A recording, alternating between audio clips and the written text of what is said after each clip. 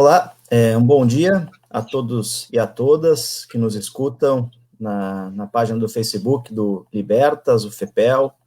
É um grande prazer estar coordenando esta mesa, junto da presença da professora Maria Palma Wolff e também do professor Inhaque Rivera Beiras. A ideia dessa mesa é apresentar um contexto global e também nacional sobre o tema prisões, pandemia e direitos humanos. O contexto que nós temos, né, esse panorama que nós estamos visualizando com relação à pandemia, não só na conjuntura brasileira, é um cenário de vulnerações cotidianas e sistemáticas, onde a população privada de liberdade, especialmente aqui no Brasil, está marcada, né, por notórias etiquetas como pobreza, etnia, cor da pele, formas de exteriorização, situação familiar, gênero, às vezes também delitos cometidos. Essas violações que são identificadas em diversos sistemas penitenciários, elas ofendem a dignidade humana, ofendem toda uma distribuição de políticas de acesso, também aos direitos sociais, como saúde, educação, trabalho, proteção à maternidade e à infância. E essas vulnerações, somadas muitas vezes às condições prisionais desumanas, corroboram um aprisionamento, em tese, ilegítimo. Essa desumanidade, ela inicia na seleção, na exclusão das pessoas que integram grupos sociais marginalizados e se solidifica nas violações de direitos fundamentais das pessoas privadas de liberdade. Esse atual momento do sistema punitivo é mais um marco da história de massacres nas prisões aqui do Brasil, além de Carandiru e outros acontecimentos desde 2010 a 2019 em várias unidades prisionais. O contexto do Covid-19 se apresenta como um padrão de mortalidade e exposição ao risco de morte nesses ambientes prisionais. O Covid-19 exacerbou uma situação de colapso do sistema prisional e o que se quer debater aqui é um panorama contemporâneo cujo impacto da crise epidemiológica reflete ainda mais numa gramática desumana nas prisões, que é amplificada pela essa situação de mortalidade e de exposição do risco de morte. E, nesse sentido, temos aqui presentes dois grandes pesquisadores, professores, né, como é a professora Maria Palma Wolff e também o professor Inhaque Rivera Beiras. A mesa vai iniciar com a fala do professor Inhaque Rivera Beiras, né, cujo faço a apresentação agora, também já agradecendo aos dois pela sua presença. O professor Inhaque Rivera Beiras é professor na Universidade de Barcelona, é também professor no mestrado em Barcelona, na sua área sobre criminologia e sociologia jurídico-penal, também professor e participante, coordenador de vários cursos de master em parceria com outras instituições, como a Universidade para a Cooperação Internacional de Costa Rica, também professor, coordenador do Observatório dos Direitos Humanos e do Sistema Penal da Universidade de Barcelona, e com uma atuação muito potente e em cima do sistema de registro de casos de violência institucional, o CIRECOF, né, também ligado ao Observatório do Sistema Penal de Direitos Humanos. Com grande alegria recebo o professor Inhaque, que terá a palavra para trazer um panorama global sobre prisões, pandemia e direitos humanos.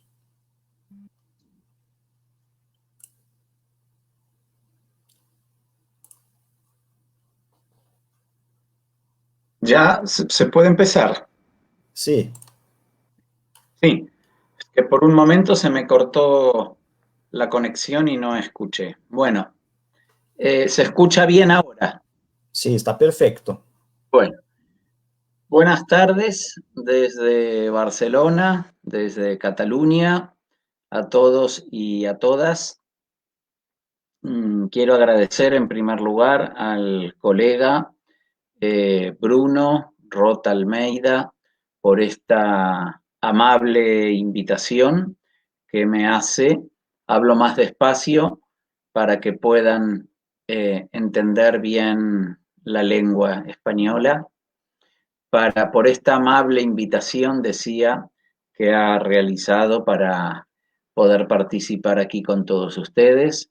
Me da mucho gusto también, mucho placer poder compartir esto con la compañera María Palma Wolf, y una vez más, juntos poder dedicarles palabras, algunas reflexiones que espero puedan ser de utilidad para ustedes. Efectivamente, hace unos meses atrás, cuando empezó a partir del 13, 14 de marzo pasado, se decreta en España y no solo en España el confinamiento como consecuencia de la pandemia del coronavirus, decidimos con un conjunto de compañeros y compañeras publicar este libro que titulamos así, como Pandemia y Sistema Penal y Derechos Humanos, para intentar reflexionar acerca de las consecuencias que por un lado la pandemia, pero por el otro lado también las medidas que se fueron decretando para el control de la misma, suponían en la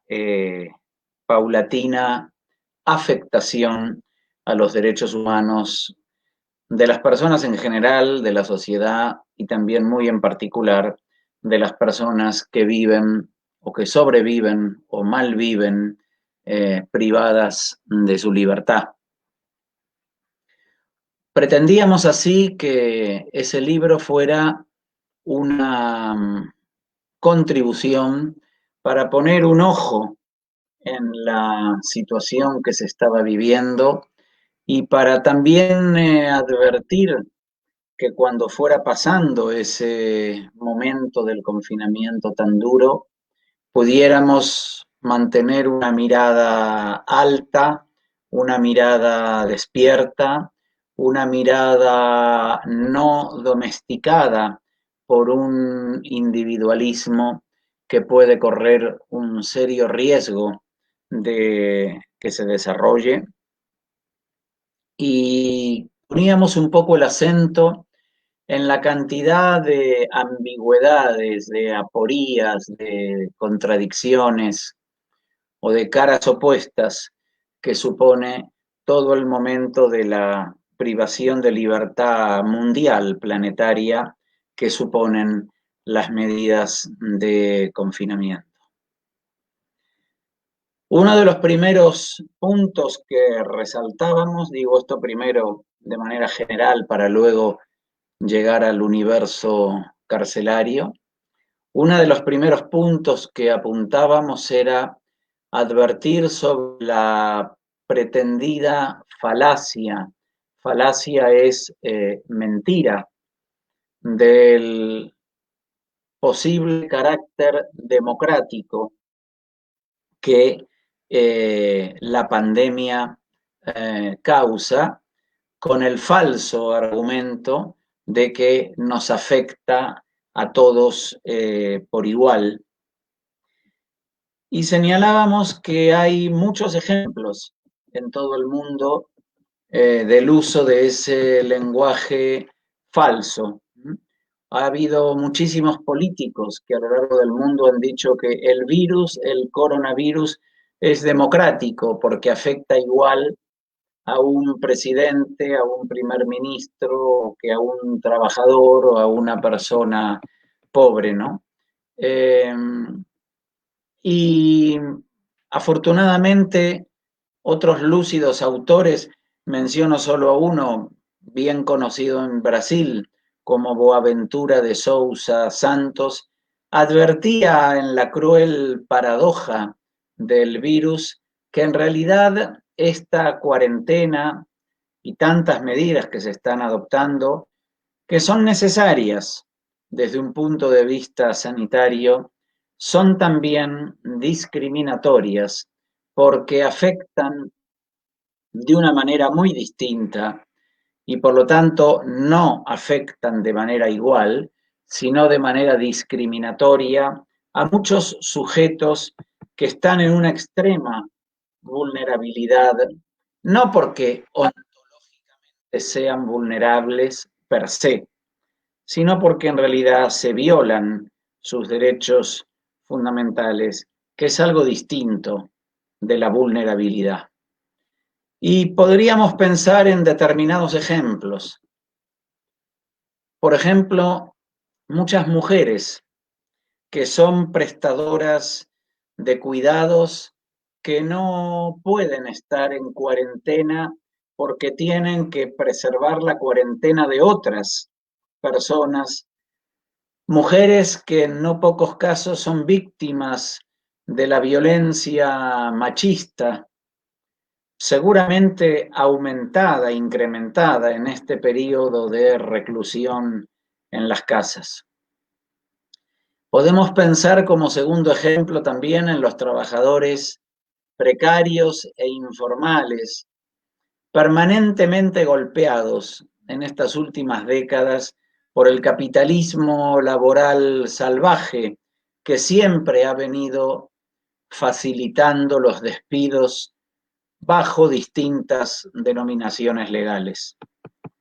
Podríamos pensar también en las trabajadoras y trabajadores de la calle como un subgrupo específico que se integra por vendedores ambulantes, comerciantes informales, prostitutas y otras personas que tienen que trabajar sexualmente con sus cuerpos.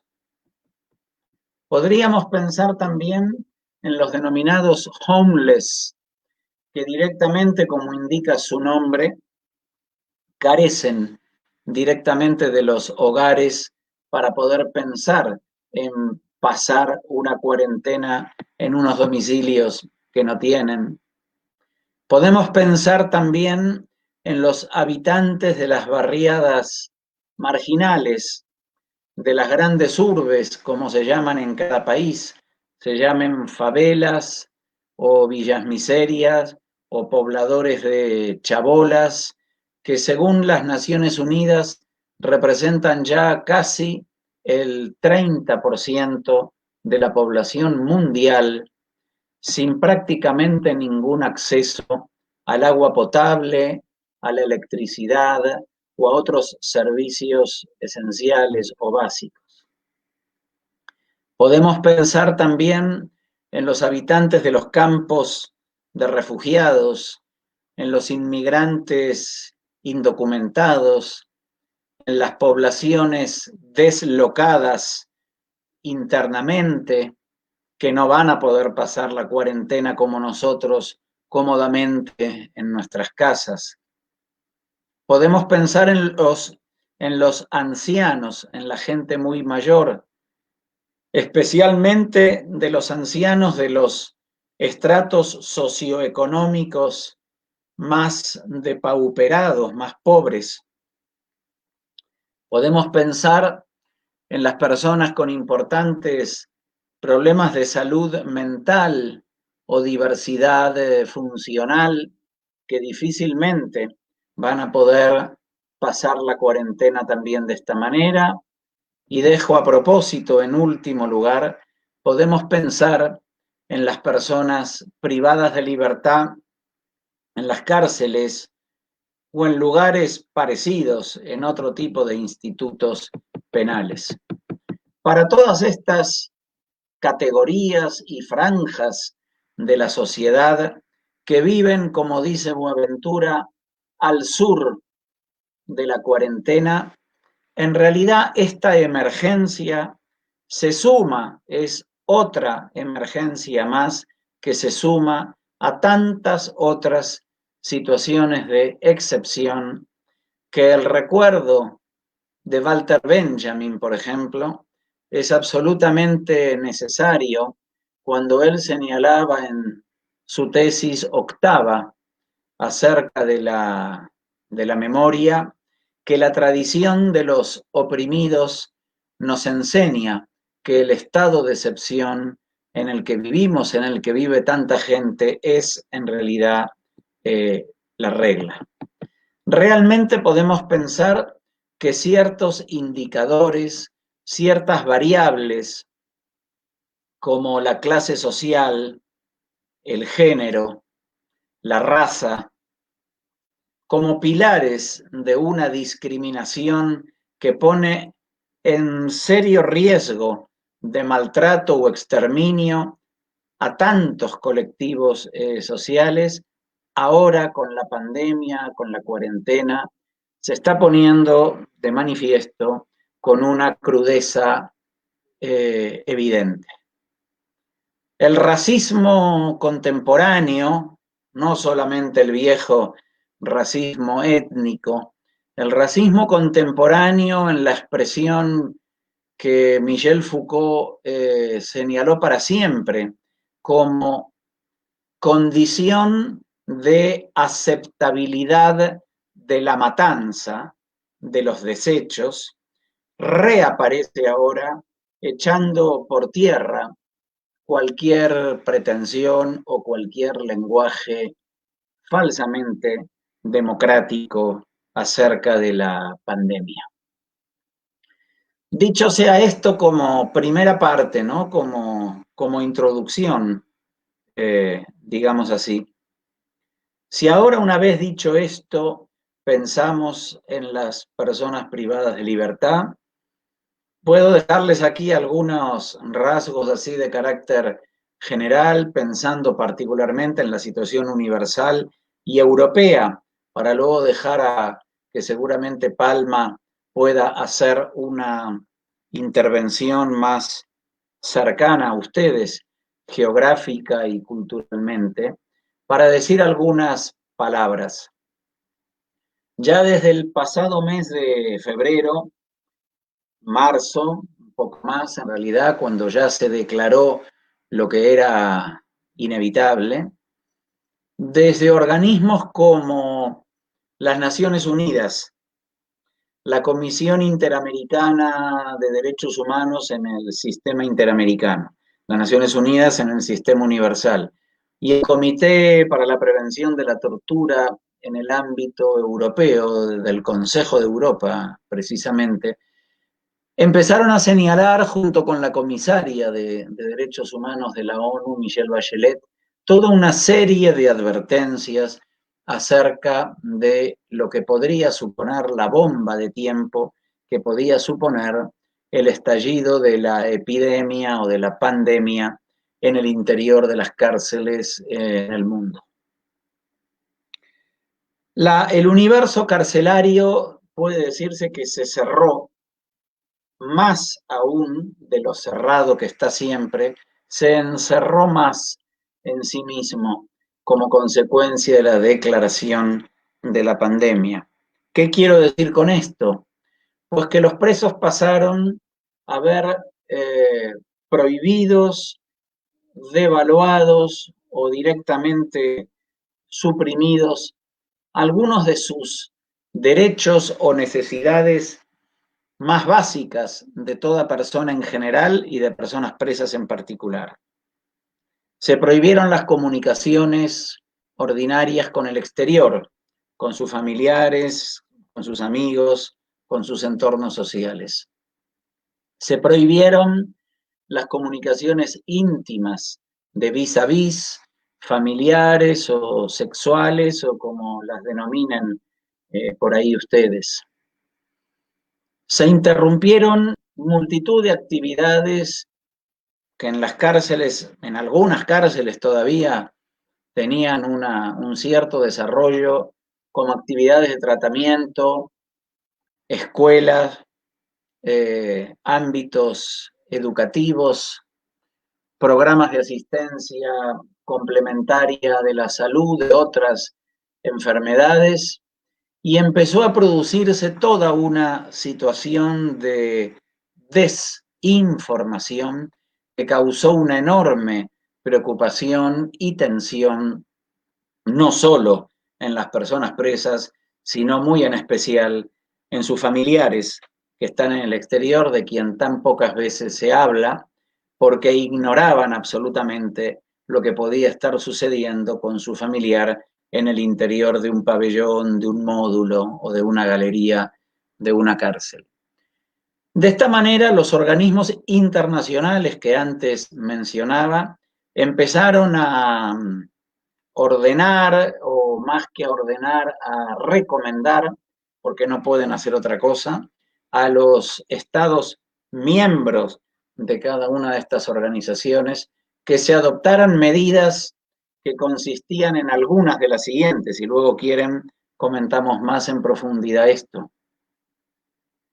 Sustituir la prohibición de comunicaciones a través de videollamadas, de video WhatsApp o Skype o la plataforma que sea, que en realidad no venía a sustituir, porque no se puede sustituir el contacto de un preso con el exterior por una simple llamada telefónica, pero que vino a poner de manifiesto algo que hace muchos años venimos denunciando, que es la imposibilidad de que se siga prohibiendo en la cárcel la utilización de Internet y en general de las tecnologías de la comunicación, precisamente en un momento mundial en el que asistimos a un enorme desarrollo de la comunicación, de la utilización de las plataformas y demás.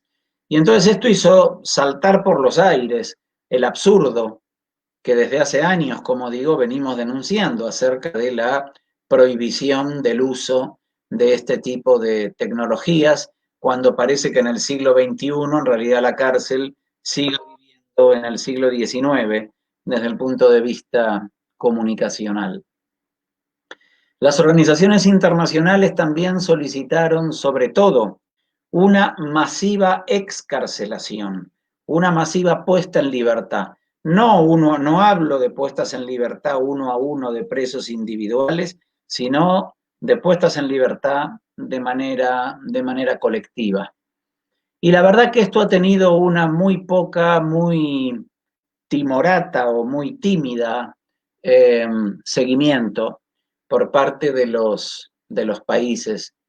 La Argentina, tristemente, en determinadas ciudades como Buenos Aires, se produjeron manifestaciones en contra de la liberación de personas presas, alimentadas periodísticamente y mediáticamente por la derecha extrema, por la más extrema derecha, que siempre hace lo mismo con todo esto, que es alimentar los peores sentimientos de inseguridad, de aumento de los delitos, etcétera, sin reparar en la enorme responsabilidad que le supone a los estados, a las administraciones penitenciarias, a los ministerios de los gobiernos competentes, la obligación que tienen de preservar la salud, el derecho a la salud de las personas presas, porque si realmente el virus termina irrumpiendo de una manera fuerte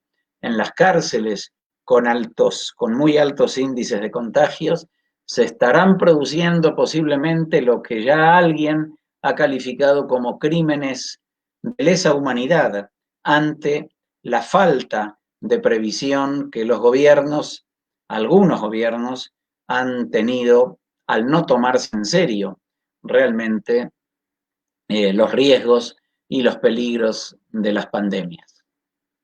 Otra de las afectaciones importantes en el ámbito carcelario de la pandemia y la manera de gestionar o de gobernar la misma es, como decía antes, precisamente la desinformación que, una vez más, sobre la cárcel, las familias en el exterior no tienen.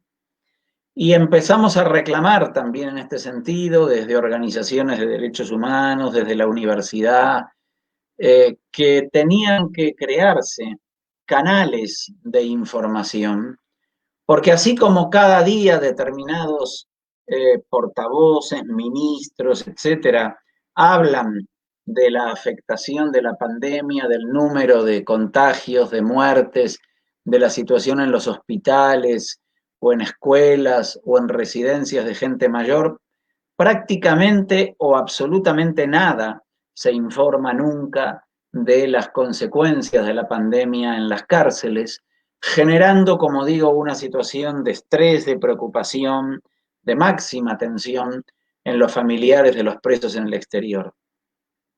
Y es así como pedíamos la apertura de un canal informativo permanente para que pudiera conocerse lo que estaba sucediendo adentro.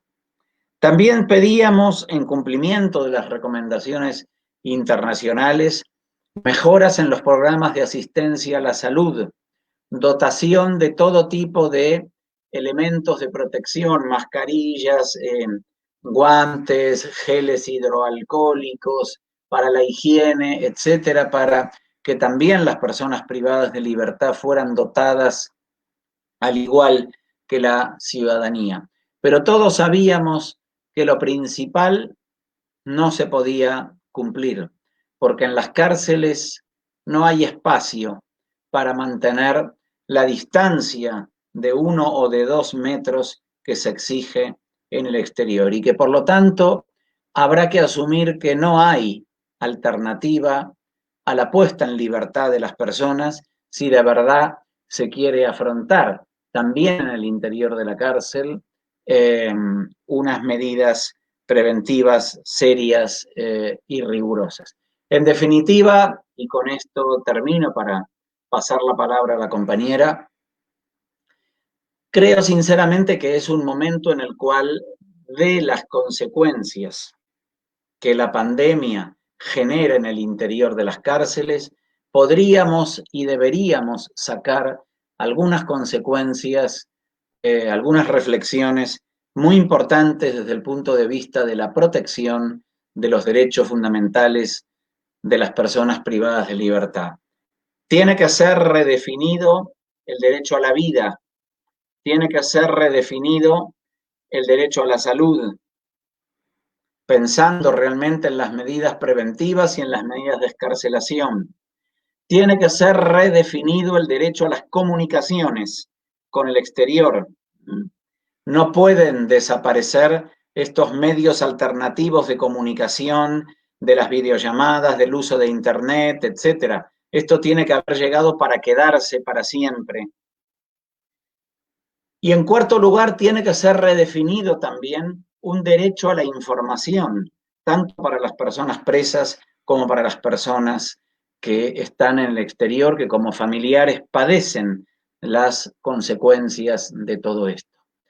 Lamentablemente yo no soy muy optimista en cuanto a que creo que desgraciadamente la situación de privación de libertad que la gente en el exterior tiene al tener que estar encerrado en sus casas, al menos en la mayoría de los países, yo no hablo de Brasil, no ha generado una empatía o una solidaridad con las personas privadas de libertad. Y mucho me temo que se pierda una nueva oportunidad en este sentido de generar unos lazos solidarios. El profesor Zaffaroni le contestó hace bien poco a un grupo de la extrema derecha argentina que se ponía la mano en la cabeza con un grito de atención cuando empezó la liberación de unos pocos, en realidad, presos encarcelados, diciendo que eso era una barbaridad y que realmente había que prestarle más atención a la salud de las personas que están en libertad, que no han cometido delitos, que prestarle tanta atención a la salud de las personas que están presas por haber cometido delitos. Y Zaffaroni contestó algo que me parece muy sabio al respecto y que yo aprovecho para repetirlo aquí. Solo le pidió a esas personas que protestaban por ello, ni siquiera les pedía una actitud solidaria, sabiendo que no la iban a tener. Solo les pedía que pensara por un momento que si llegaran a infectarse 40.000 presos, por ejemplo, y 40.000 personas necesitaran mascarillas respiratorias que no existían en el exterior, entonces que tuvieran mucho cuidado porque 40.000 personas que estaban en libertad se iban a quedar sin las mascarillas necesarias. Y aunque sea por esa actitud puramente egoísta y en absoluto solidaria, deberían de ser un poquito más inteligentes, ¿m? Y pensar que valdría mucho más la pena, como siempre, vale mucho más la pena, tratar a la gente en libertad que tener que tratarla privada de libertad. Y con esto termino por ahora, porque luego tienen algunos comentarios o preguntas que realizar, y si le parece bien a Bruno y a Palma, pues le cedo la palabra a ella. Muchas gracias.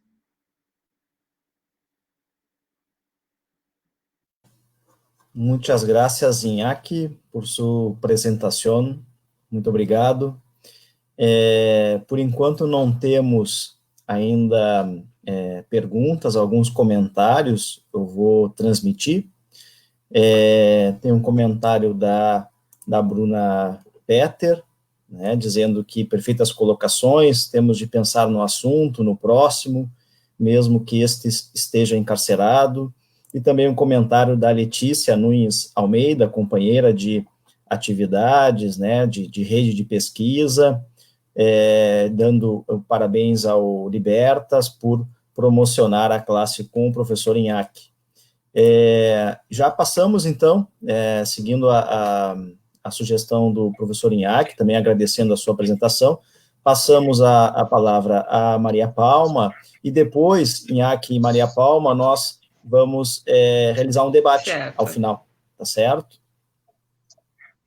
A professora Maria Palma, né, fazendo a menção ao seu currículo, breve, né, ela tem uma trajetória muito importante aqui no Rio Grande do Sul e também em contexto nacional, né, a sua participação junto de vários produtos gerados no âmbito do Departamento Penitenciário Nacional, também como consultora do PNUD, né, no DPEM, elaboração de algumas políticas, e destaco aqui a política de atendimento à pessoa egressa no sistema penitenciário, também docente de cursos de serviço social, né, em universidades, como a PUC do Rio Grande do Sul, por exemplo, e tem pesquisas e trabalhos publicados nas áreas de direitos humanos, violência, políticas penais e penitenciária, e a sua atuação, né, atualmente, junto ao Laboratório de Gestão de Serviços Penais da UNB, e também, né, parceira e encabeça aí, junto com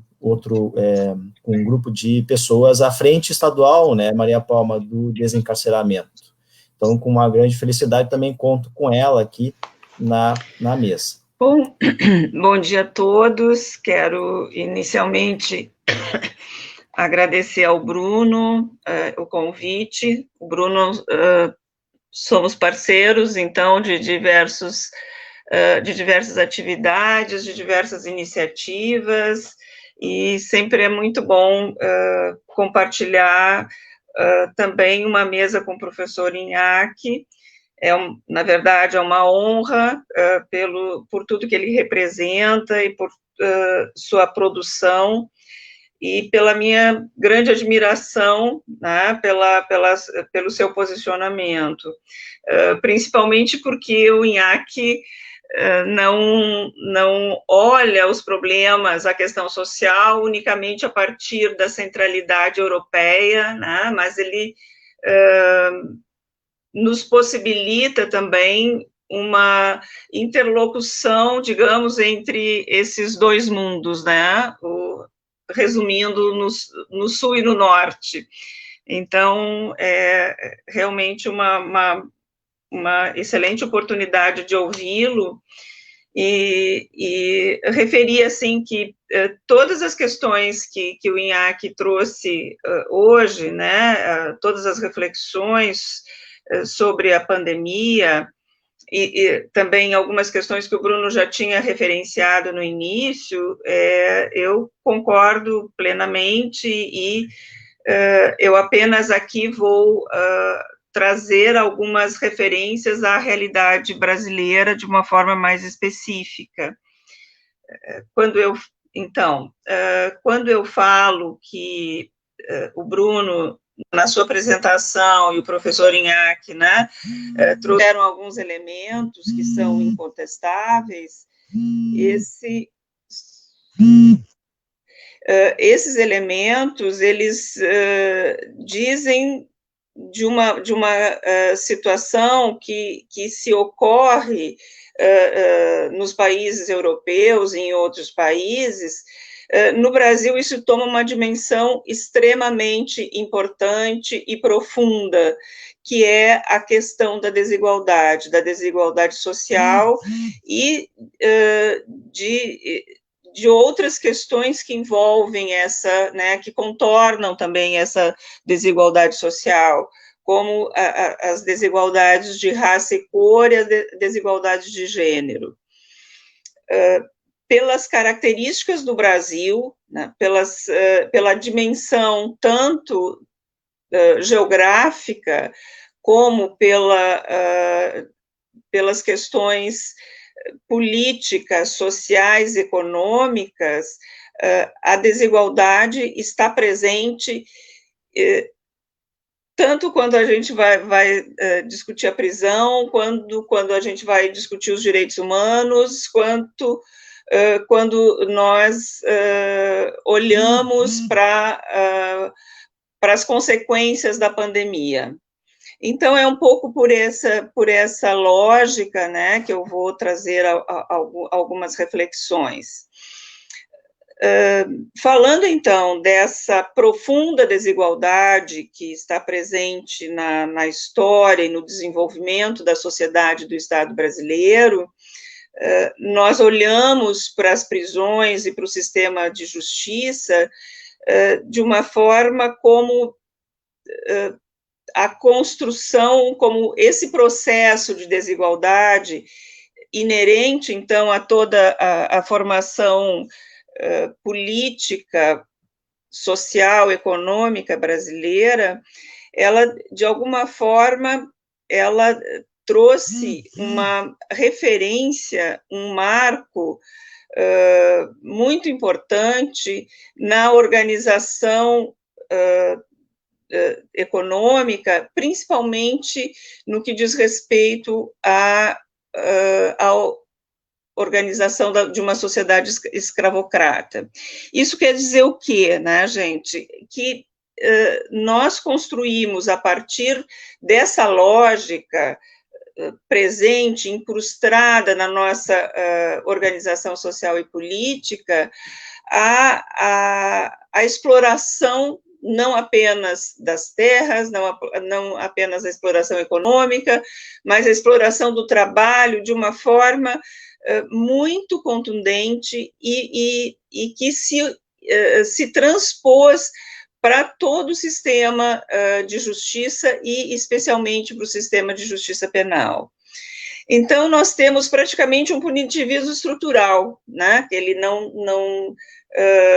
não diz, o nosso punitivismo não diz apenas da forma como nós estamos gerenciando o sistema penal e penitenciário hoje, né? Ele diz da própria história da organização do Estado e da sociedade brasileira.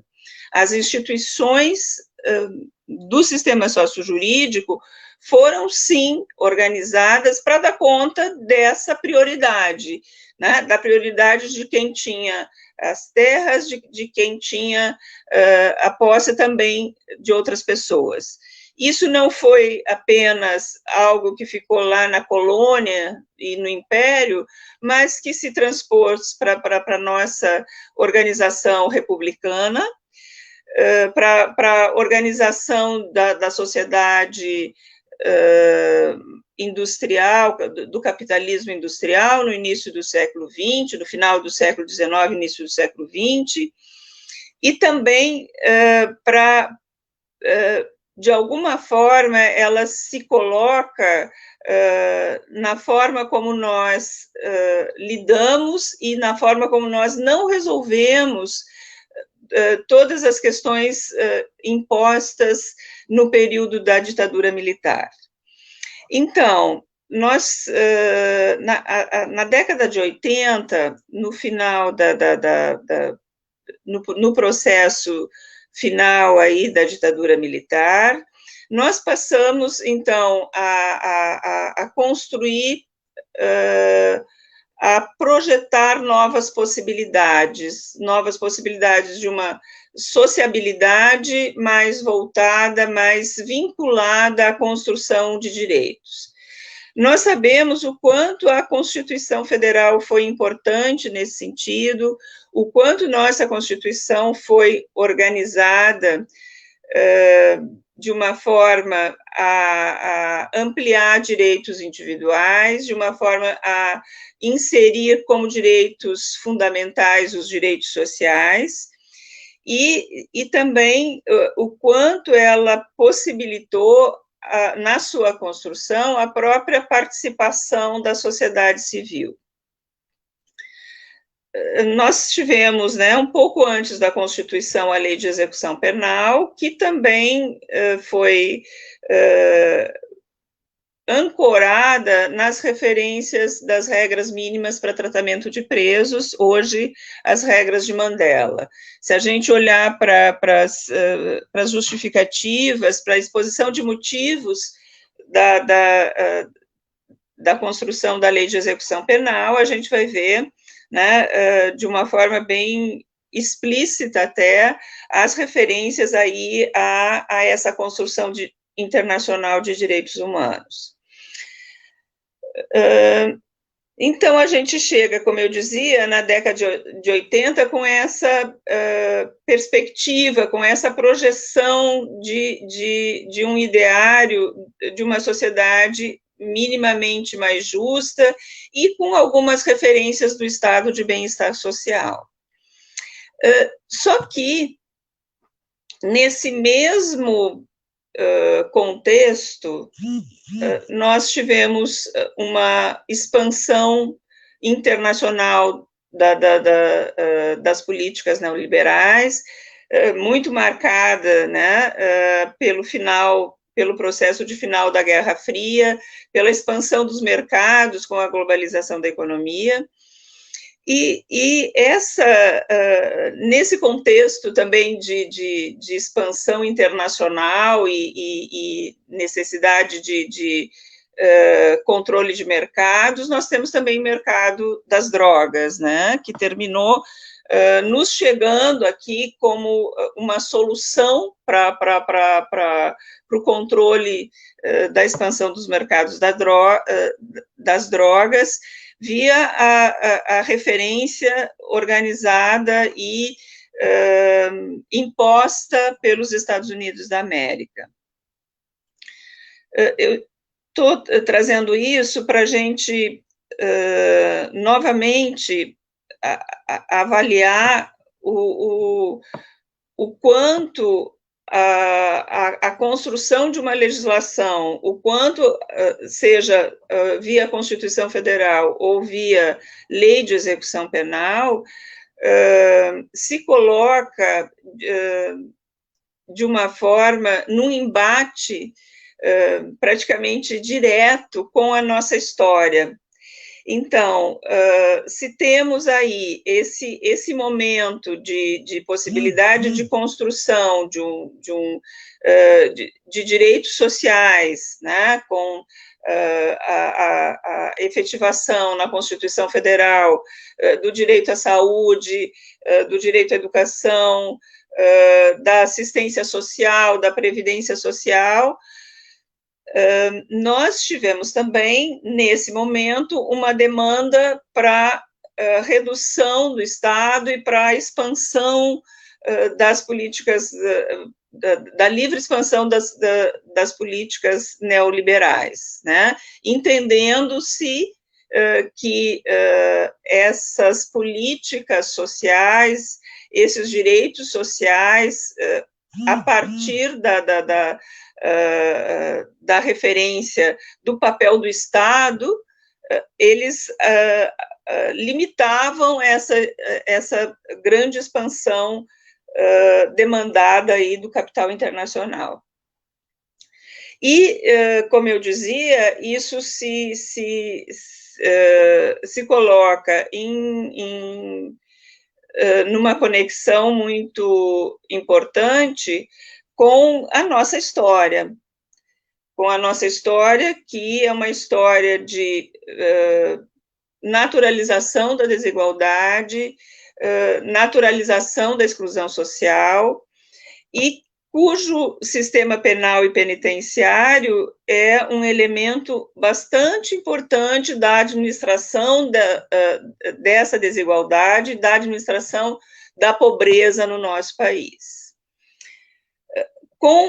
E não é por coincidência que é também exatamente nesse momento que nós passamos a ter uma expansão muito grande da população carcerária. Se nós olharmos as estatísticas de aprisionamento no Brasil, isso aparece muito claro, e se nós olharmos especialmente as estatísticas que estudam o aprisionamento feminino, isso fica muito mais, isso entra com muito mais impacto, até porque no Brasil, em torno de 60% da população carcerária feminina está presa por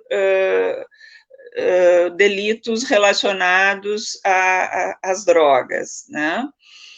Então, hoje, como é que a gente chega hoje, né, numa condição de pandemia e numa condição de superencarceramento?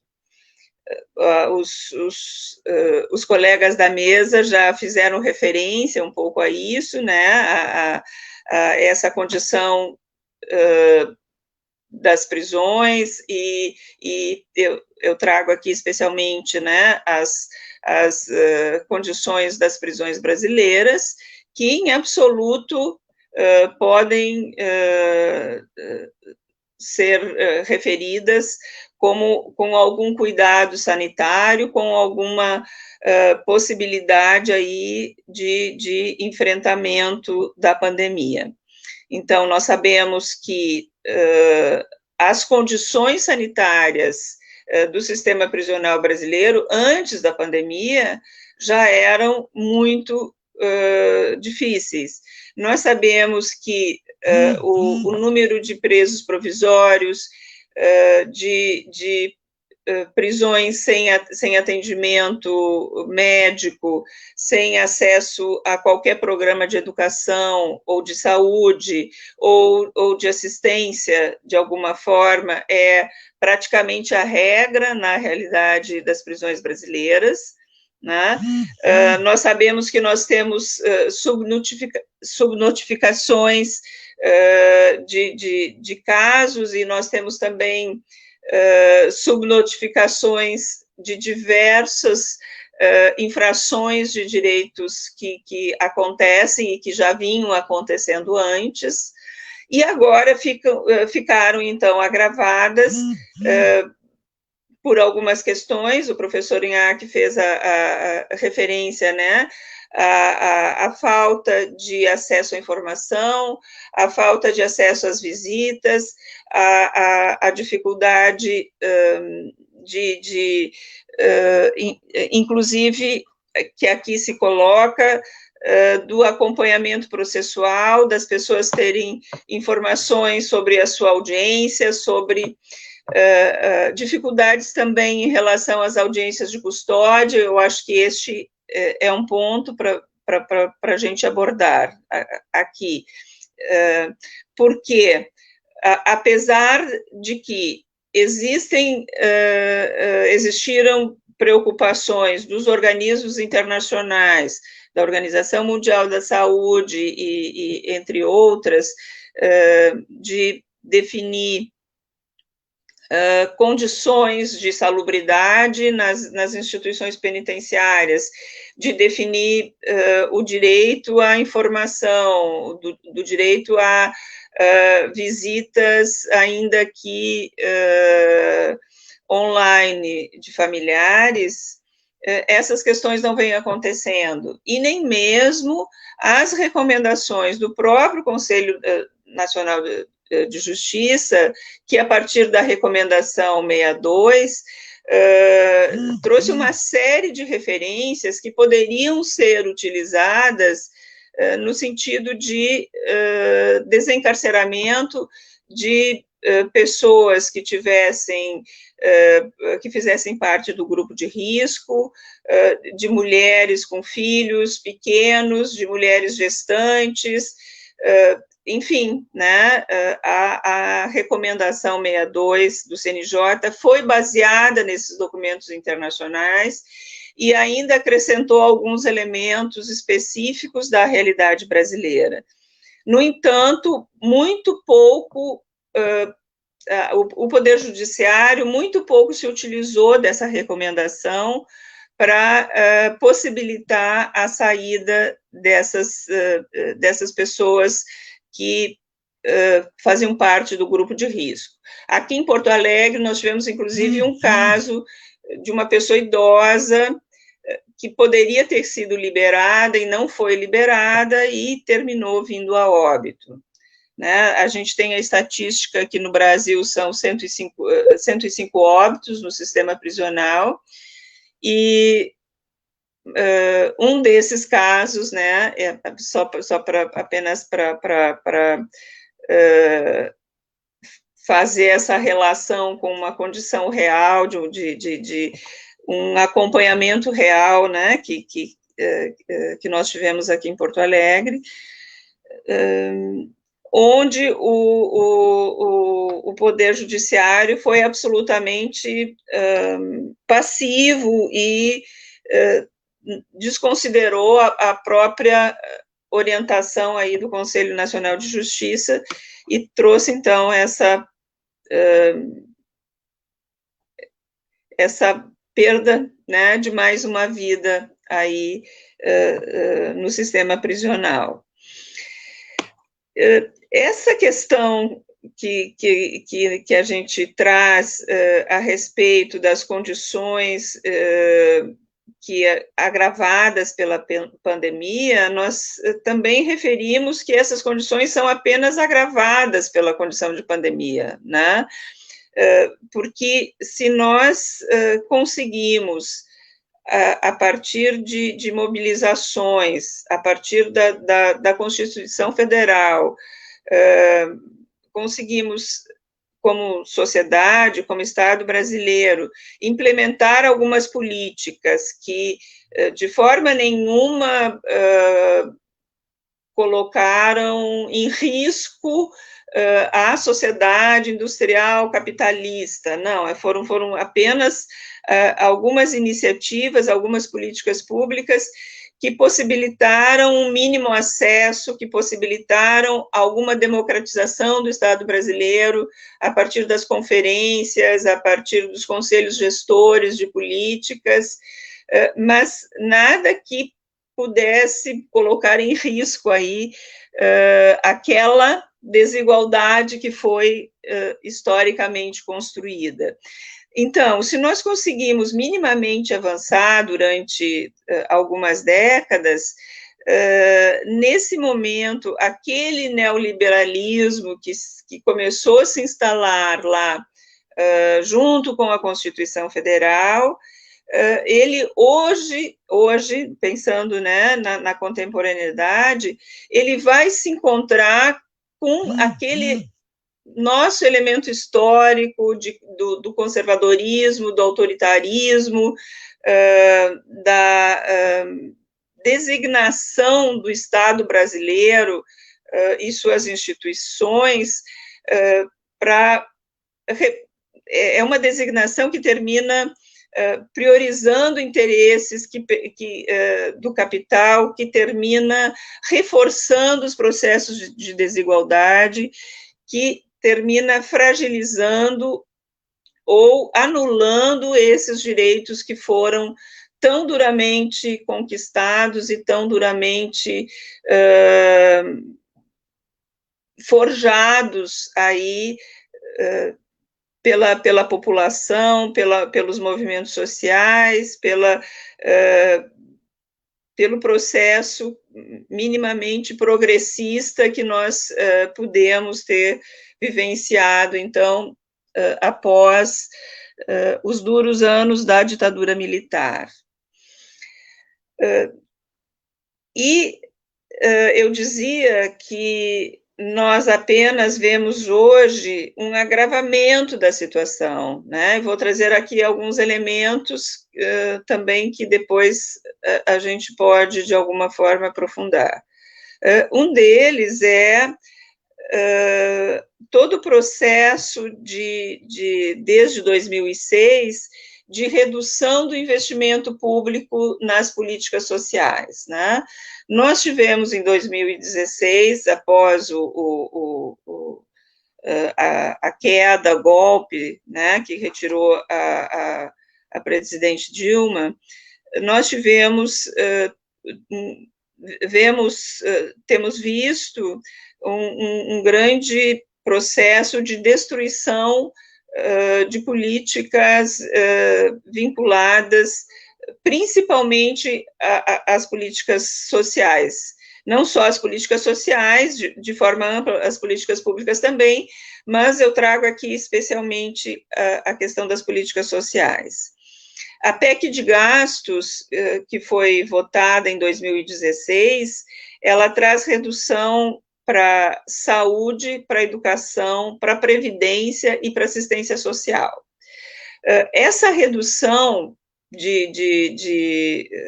no orçamento brasileiro, ela foi projetada em 2016 para no mínimo 20 anos, e estudando essa proposta que foi aprovada, nós podemos verificar, por exemplo, que o orçamento da assistência para assistência social em 2036, ou seja, no final desses 20 anos aí da PEC dos gastos, esse orçamento vai ser mais de 50% menor do que era em 2016. Então, se nós olharmos para as possibilidades, né, eu participei, o Bruno fez referência, né, que eu participei o ano passado de um trabalho junto ao CNJ, junto ao Conselho Nacional de Justiça, para organizar uma política nacional para a pessoa egressa. Não é possível pensar uma política nacional para a pessoa egressa sem pensar na política de assistência social, certo? Nós sabemos, e foi referido, né, pelos colegas aqui, o quanto a desigualdade social, a desigualdade de classe, a desigualdade de cor e raça fazem parte não apenas de quem... da pessoa presa, não apenas do processo de aprisionamento, mas são elementos que constituem a vida, né, desses sujeitos e de suas famílias. Então, não é possível pensar uma política para a pessoa egressa sem pensar na política de assistência social, sem pensar na política de saúde. Então, se essa PEC de gastos trouxe essa restrição às políticas de educação, saúde e assistência, certamente isso irá impactar, né, na possibilidade de atendimento dessas pessoas na sua saída da prisão. Irá impactar também no que... se conseguiu avançar em relação à saúde prisional, ao fato de termos uma estrutura no Ministério da Saúde,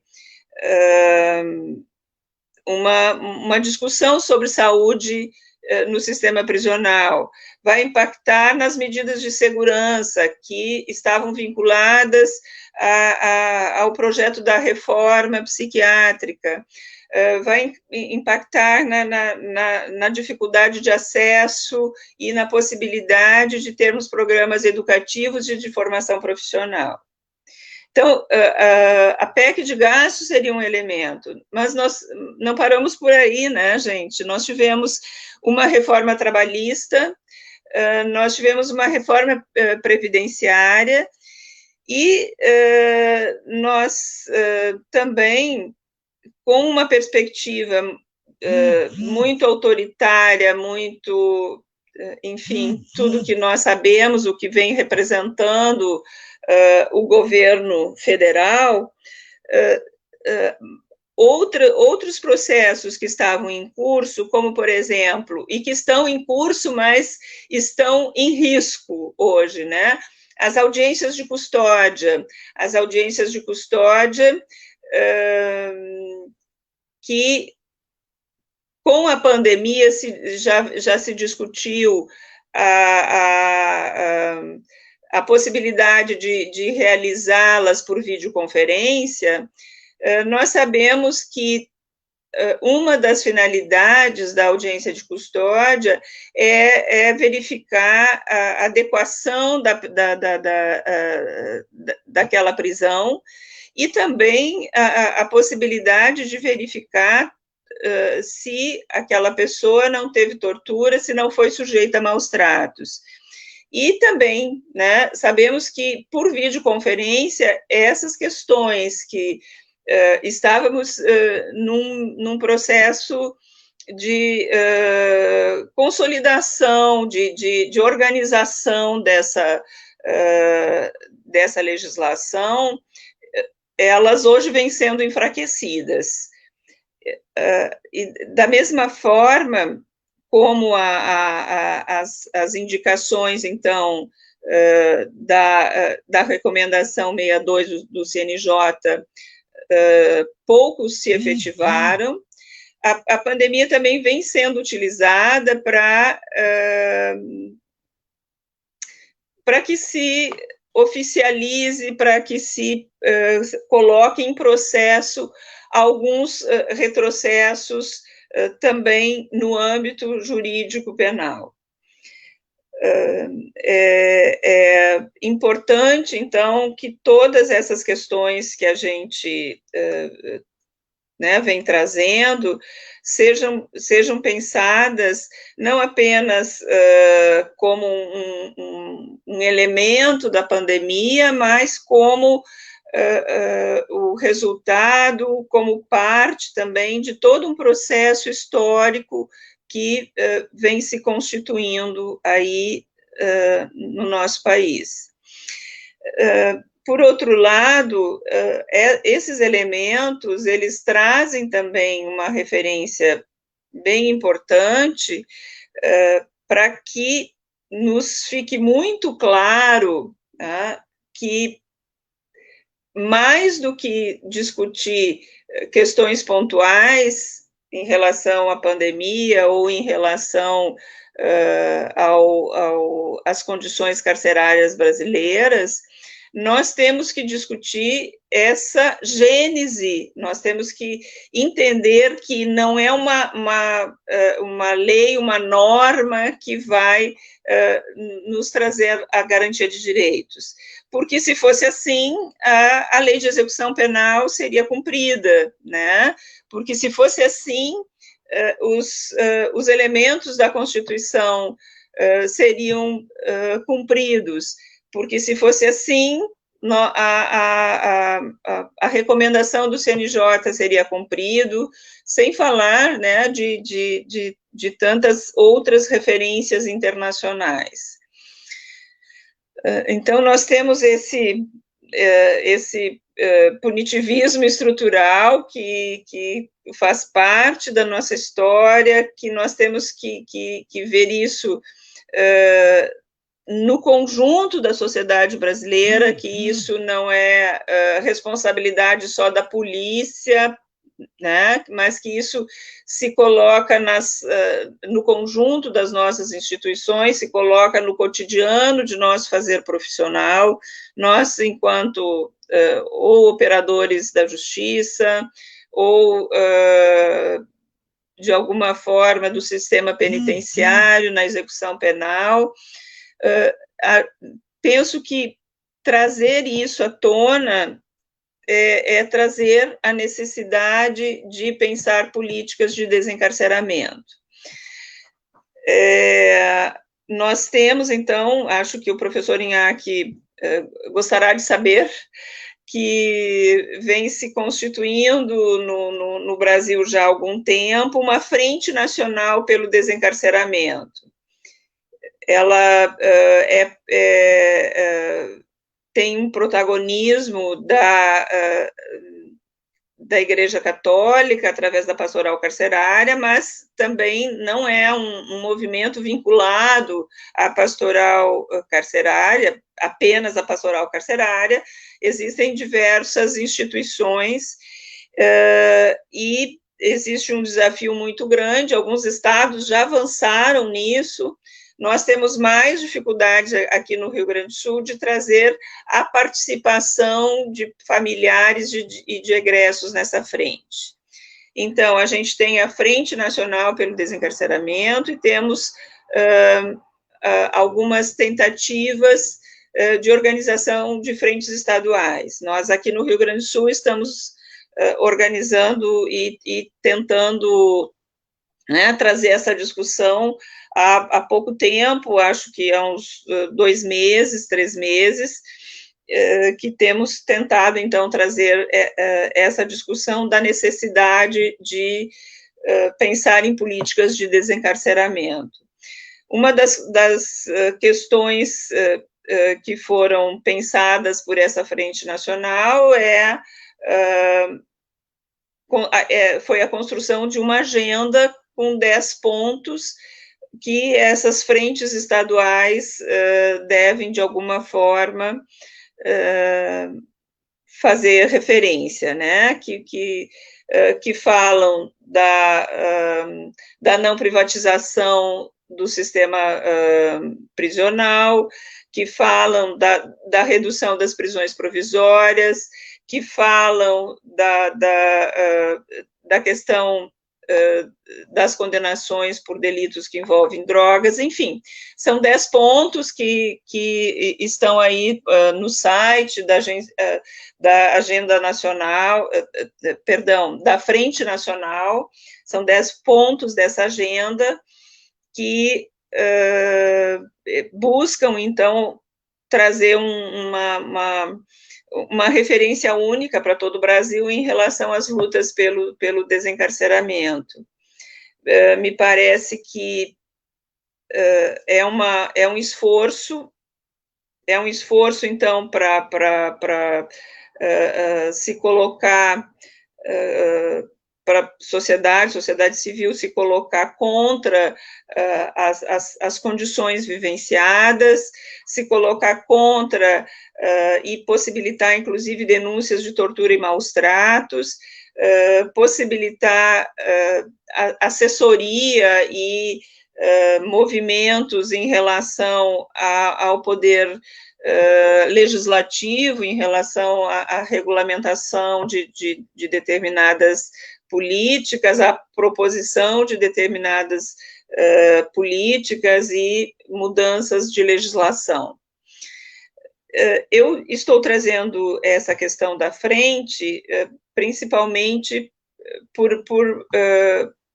pela consciência que nós temos, e a gente vem construindo isso há longo tempo, de que não é possível, né, que essa modificação, que essas condições não vão se modificar se não tiver uma força da sociedade civil, se não envolver também as pessoas que foram, o professor Inhaque usa o termo afetadas no seu livro Desencarceramento, né, que publicado aqui no Brasil, sem o envolvimento das pessoas que foram afetadas pela prisão, né?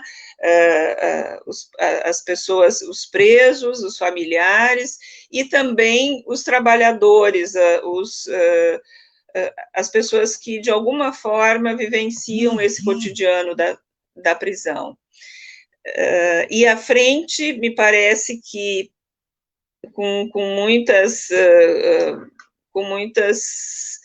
diferenças no âmbito nacional e sem uma grande...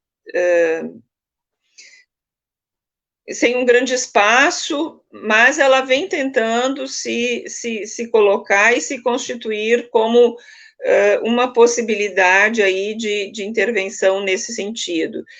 Em relação à audiência de custódia, por exemplo, que já vinha sendo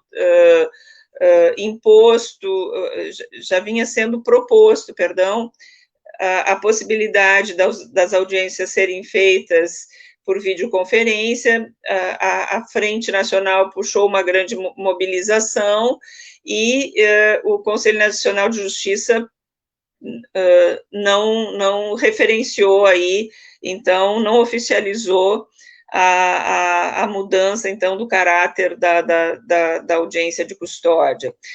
Claro que agora é uma situação específica em relação à pandemia, mas, como nós sabemos como as coisas funcionam aqui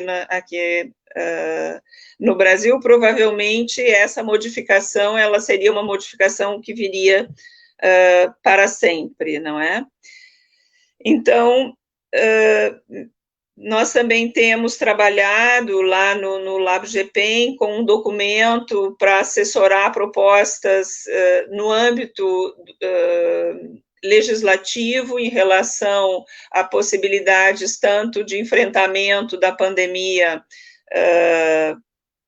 e no sentido de estimular o cumprimento da recomendação 62 do CNJ, quanto também em documentos que se colocam a preocupação de fundamentar, de indicar alguns elementos de discussão para políticas de desencarceramento. Esses dois documentos estão no site, na página do LabGPEN, e podem ser acessados aí por quem estiver interessado. Então, gente, eu acho que eu fico por aqui trazendo tanto a preocupação com o quanto essa instituição, prisão no Brasil se estruturou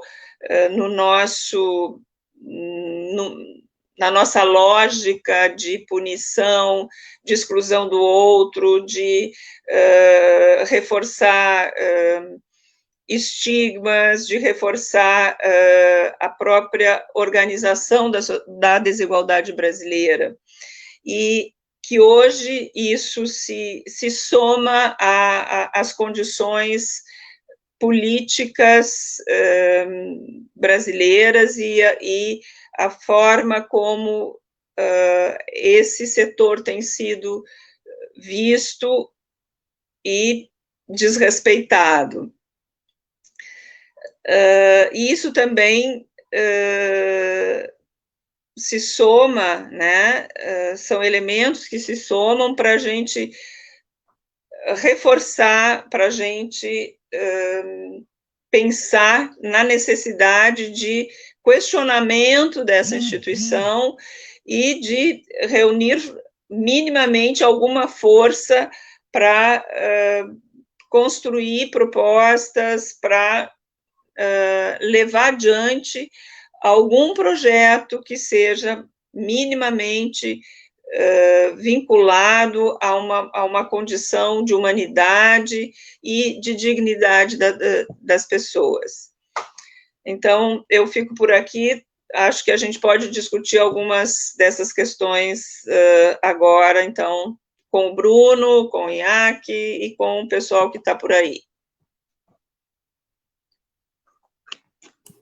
Muito obrigado, Maria Palma, pelas tuas ponderações, colocações. aproveitando assim um pouco a fala de vocês, né, o Covid-19 ele exacerbou uma situação de colapso do sistema prisional, e me refiro mais, claro, ao nosso contexto aqui brasileiro. Esse panorama atual de crise epidemiológica, ela reflete uma gramática desumana nas prisões há bastante tempo, né, e aproveitando também a referência ao Boaventura, né, a publicação da cruel pedagogia do vírus, de que uma forma bem específica, uma específica periculosidade da pandemia é que ela agravou justamente uma situação de crise já existente há muitos anos em vários países, né, o que ele chamou ali de normalidade da exceção, né. Então, temos algumas perguntas aqui, tá bom, para vocês. Primeiro, a palavra vai para o professor Inhaque, tá, e as perguntas eu vou, Inhaque, sistematizar em tópicos, tá, mais ou menos assim com as perguntas que foram feitas. Então, há uma pergunta sobre o papel, o rol da universidade, tá, diante tanto tanto com relação aos egressos, mas também num contexto geral.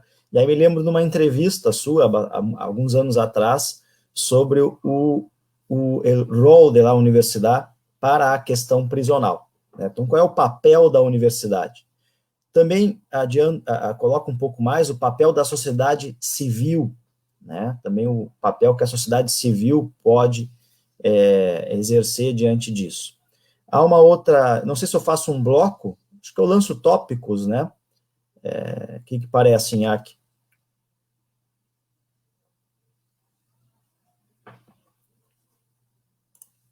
Bruno, sí. Si quieres hacer... tengo el micrófono abierto, ¿no? Sí. Bien, sí. Si quieres hacer todas las preguntas y luego intento contestar um pouco junto a todo, então, eu vou lançar os tópicos relacionados às perguntas. Um primeiro tópico sobre o papel da universidade e da sociedade civil para essa questão atual. Um segundo tópico, a responsabilidade estatal no momento. Qual é a responsabilidade do Estado com relação a isso que está acontecendo? Há uma outra pergunta, então, um terceiro tópico, sobre como você, aí na Europa, identifica a desigualdade no âmbito prisional. Essa questão da desigualdade ela é visualizada muito claramente aqui no Brasil em marcadores, cor da pele, também a questão dos crimes cometidos, situação familiar, né, e outros contextos, pobreza. Então, como a desigualdade pode ser visualizada no contexto europeu, né? Seriam esses tópicos que foram lançados para comentários. De acuerdo. Muchas gracias por las preguntas que demuestran un gran interés en esto. En primer lugar, creo que se puede juntar un poco cuál es el papel de la universidad y de la sociedad civil en general, no solamente en cuanto al tema de los egresos. Es un tema que creo que nadie podrá contestar mejor que María Palma Wolf, que es una verdadera especialista de quien yo he aprendido muchísimo sobre ese tema específico. Pero no solamente sobre el tema de los egresos, sino sobre la cárcel en general. Claro que sí, por supuesto que la universidad debería de tener un interés en el ámbito carcelario que lamentablemente no tiene. No ha mostrado, salvo algunas excepciones. Y por supuesto que debería de tener centros de investigación en materia penitenciaria. Debería de haber asignaturas sobre penología, derecho penitenciario, ejecución penal o como quiera llamarse. Debería, sobre todo, de realizarse una tarea de formación de los estudiantes, mostrándoles la cárcel, mostrándoles la problemática general de las personas privadas de libertad. Estoy seguro que esto despertaría, como despierta, un enorme interés en los estudiantes de Derecho, de Sociología, de Trabajo Social, de Psicología, etcétera, a los que no se les enseña lo oculto que está todo esto. El momento del egreso de la libertad, a diferencia o por el contrario de lo que comúnmente se piensa, no es un momento bueno, un momento fuerte, es todo lo contrario, es un momento de extrema debilidad, de vulnerabilidad, de riesgo, de peligro, de indefensión de una persona que sale tras mucho tiempo de la cárcel y a una vida a la que no está preparado para vivir porque se le ha privado de ella, donde sus derechos, la asistencia a la salud, la asistencia previsional, el trabajo, el dinero, todo le falta, la cercanía de los círculos criminógenos de antes seguramente también le están esperando, y si todo esto no se prepara mucho antes de la salida en libertad, seguramente ese momento tan esperado será condenado al fracaso y a una pronta reincidencia y vuelta a la cárcel. Y por supuesto que la universidad y la sociedad y los programas municipales y las ONGs, todos deberían trabajar conjuntamente sobre esto. Yo en este libro de desencarceramiento, publicado en Brasil, que antes señaló Palma, dediqué todo un capítulo a ello, con mucho material tratado por ella misma, por Palma Wolf, y bueno, como aquí no hay tiempo de desarrollar todo eso, les remito en todo caso a que ahí lo puedan leer, con la gran ayuda que desde luego desde la universidad se puede y se debería llevar a cabo. La segunda pregunta hacía alusión a la responsabilidad de los estados en cuanto a he entendido, en cuanto a los contagios del coronavirus en las cárceles y demás. Por supuesto que sí. Los estados son responsables penalmente, desde el punto de vista interno, de los delitos de grave desatención a la salud, y pueden ser además responsables internacionalmente en cuanto a crímenes de lesa humanidad, si esto realmente pudiera tener incluso un carácter extensivo o colectivo, porque los estados, los gobiernos, mejor dicho, tienen lo que se denomina la posición de garante, la obligación de garantizar el derecho a la salud, que no están garantizando si no ponen a las personas en libertad y se quedan pasivamente contemplando cómo los contagios se pueden producir en lugares, en espacios físicos que no cuentan con las medidas de distancia social exigidas en el exterior, en aquellos países en los que se han tomado en serio verdaderamente todo esto. Por lo tanto, no puede no haber responsabilidad por parte de los estados. Hay una grandísima responsabilidad que le deberá de ser exigida. Y la última pregunta, que hacía alusión un poco a cuáles son los marcadores de la desigualdad en las cárceles europeas, pues mire, son prácticamente los mismos que se ven en todas las cárceles del mundo, porque precisamente las cárceles europeas no están tan habitadas de europeos ricos, blancos, propietarios y libres. Las cárceles europeas están habitadas por muchos otros sectores del planeta, de personas no europeas, de inmigrantes, de personas que tienen también muchas veces otro color no blanco en la piel, de personas fundamentalmente pobres, de personas fundamentalmente enfermas, y de personas que carecen de lo más elemental de trabajo, para poder sustentar sus vidas. Los marcadores son el género, la raza, la desigualdad socioeconómica, la procedencia nacional extra europea o extra comunitaria, y simplemente hace falta con acercarse un día a la cárcel para ver quiénes son las familias que están esperando para mantener comunicaciones con las personas presas, para darse perfectamente cuenta de cuál es la clientela de la cárcel. Joven, un retrato robot de un joven pobre, enfermo, inmigrante, desempleado, y que habita, por lo tanto, en los márgenes de la sociedad. Como en casi todas las cárceles del mundo, para eso están creadas. Gracias. Muchas gracias, Iñaki, por sus comentarios. Para Maria Palma, tem também algumas perguntas.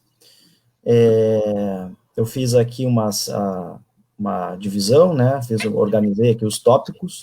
A primeira pergunta seria se deve buscar uma redução do encarceramento ou uma melhoria das prisões, né? Isso aqui eu acho que se aproxima mais, inclusive, ao livro, né? A Política Pública de Redução da Prisão, o livro Desencarceramento, do Iñaki.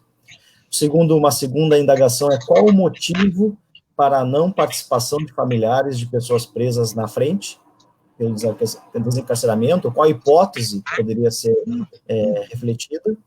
Um terceiro tópico, em que medida a guerra às drogas e as facções são obstáculos, né, nesse contexto, e, por fim, a importância do combate ao racismo. Seriam esses 4 tópicos, assim, que eu coletei nos comentários no chat da página do Libertas. Então, Maria Palma, estás com a palavra. Ok.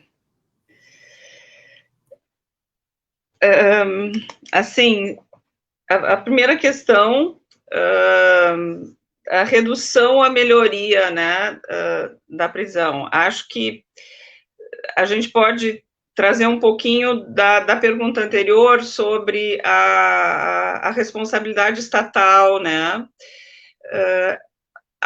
Me parece que uma das coisas de nós, e aí, então, a partir de um viés marxista mesmo, né, nós termos consciência de que o Estado, no nosso processo capitalista, ele não, na verdade, ele não existe idealmente para garantir direitos, né? Ele, ao contrário, ele existe concretamente para, de alguma forma, responder a quem tem privilégios. Então, isso vai se dar no âmbito econômico, das disputas econômicas, mas isso eu entendo que vai também constituir todas as instituições que fazem parte do aparelho estatal, né?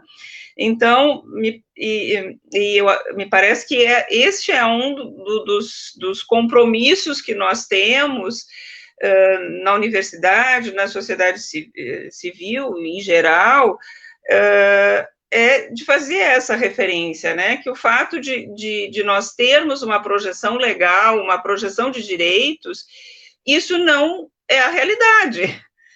Então, talvez uma das primeiras coisas que a universidade tenha que trabalhar é esse descolamento da lei, né, que nós possamos compreender que a lei não é necessariamente a realidade e que ela não contorna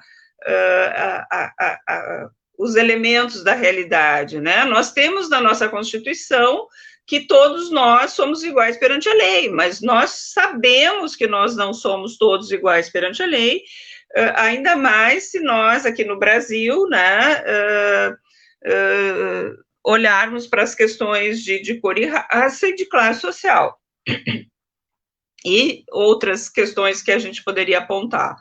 Então, quando a gente traduz isso no âmbito da prisão, a gente vai dizer que além dessa realidade, nós temos a própria história da prisão. A prisão ela não nasceu para fazer a recuperação, ela não existe para isso, ela não existe para ser uma instituição que integre, para ser uma instituição que faça bem as pessoas, que as pessoas se construam cidadãos socialmente produtivos. Não, ela nasceu, sua gênese é para, nesse contexto de organização, inclusive da sociedade capitalista, para fazer esse controle da pobreza, para fazer essa separação de quem é produtivo, improdutivo, é bom, é mal, né?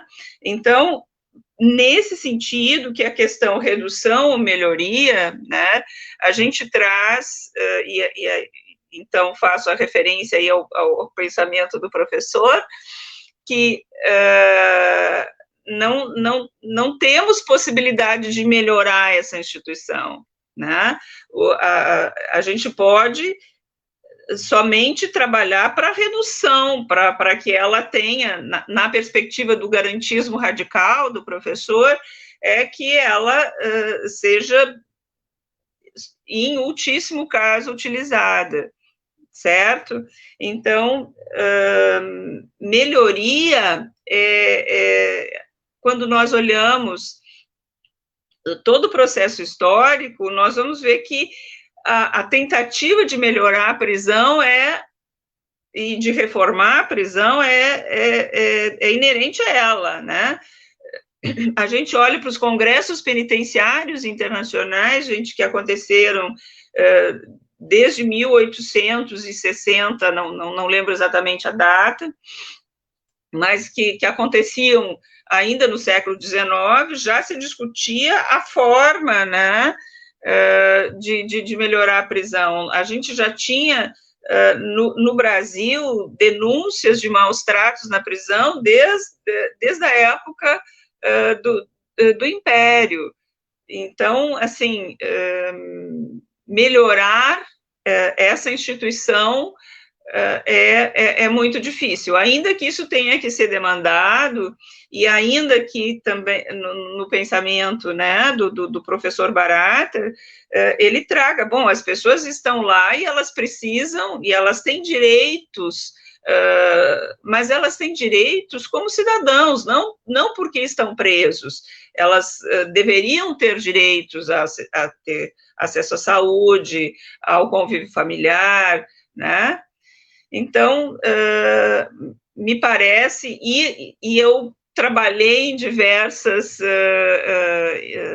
prisões, eu trabalhei em prisão feminina, eu trabalhei em prisão masculina, e sempre nessa tentativa de melhorar as condições da prisão, e sempre vendo frustradas essas tentativas, né?